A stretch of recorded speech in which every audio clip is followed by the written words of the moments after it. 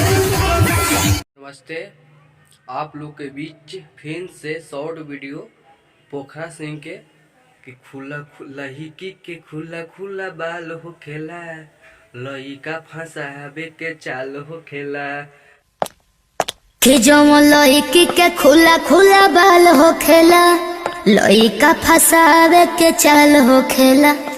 तो ए भौजी सुना ना, तुम तो मतलब पूरा वीडियोवा में खुला खुला बाल करके वीडियो बनावे ली तो तुम मतलब हाँ ऐसा होवेला कि नेपाल में बहुत लोग के छोड़ के आयल बारी ना, बिहार वहाँ के आके मतलब हियो का छोड़ के जीवे का रही रे भौजी। तो तुम मतलब फंसैले बारे हैं? अरे करे जा ये बिजली कहाँ गिरी हो? तारा दादा के करेजा पर गिरी 2 गला। पोखरा सिंह इतना साज के कहाँ जात वाली रे? कहाँ ही बिजली गिरी? कौन दादा के करेजा पे गिरेवे बिजली? नेपाल में तो मतलब तोरा के गिरवे न करले बिजली, बिहारे में न गिरेबे। चल ठीक बा, गिराओ बिहारे में बिजली के ग्रुप पे।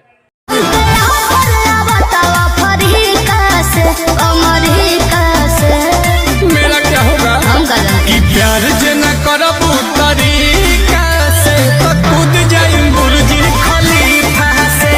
ओ पोखरा से ऑफर आबेला अफ्रीका से, तोरा के कहूँ से ऑफर ना इसमें ले बिहारे से तू ऑफर लेबे, इसमें ले बिहारे से आई तोरा ऑफर अफ्रीका का ही पते तोरा ऐसा से बहुत बा अफ्रीका में।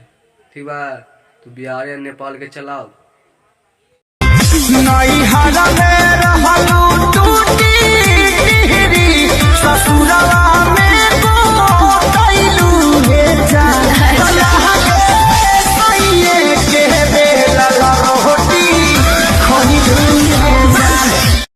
फाइन है देखा दे सीना चीर के।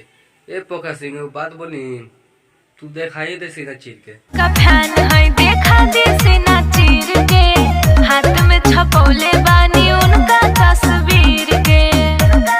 ठीक बा, लोगों देख लिए यूपी बिहार वाला, ज्यादा ज्यादा तोरो ससुराल वाला देख लिए हैं, वही नेपाल के कि कितना दम बा तोरा में, दिखा दे। अरे भूल गए अरे खत्म तो तू टैटू पर ले वाले तो सीना चेके का देखे बेटे। हाथवा में तू तो टैटू खेसारी जी के परवैले बारे तो सीना चेके का देखे हाथ में दिखा देना। नींद उड़ाइलू चैन चुराइलू प्रेम के ऐसन रोग धराइलू। अमित भैया ठीक बा ना, ऐसे बतिएबा भौजी से पोखरा सिंह से तब बतावा तोरे पर बिजली गिरा दी है। ठीक बा, बच कर रहिए पोखरा सिंह से, देख रहा कैसे दांत चिया रहा ना।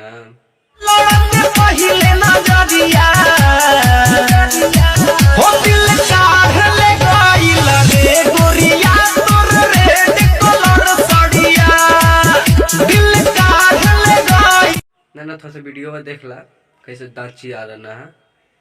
सुना हो अमित पटेल भौजी से थोड़ा साइडे रहिया, नेपाल के बारी तोरों को फंसा लिए समझ ला।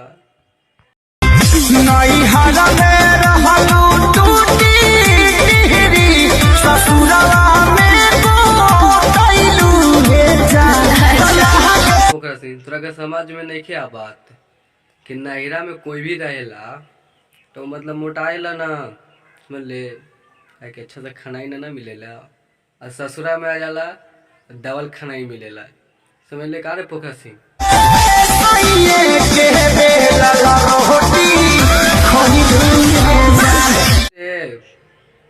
भातार के बेला रोटी ऐसो अच्छा लगेला। लेने के लिए चाह रहे हैं, तब मिलेंगे आप लोग से अगले वीडियो में। जय हिंद, जय भारत।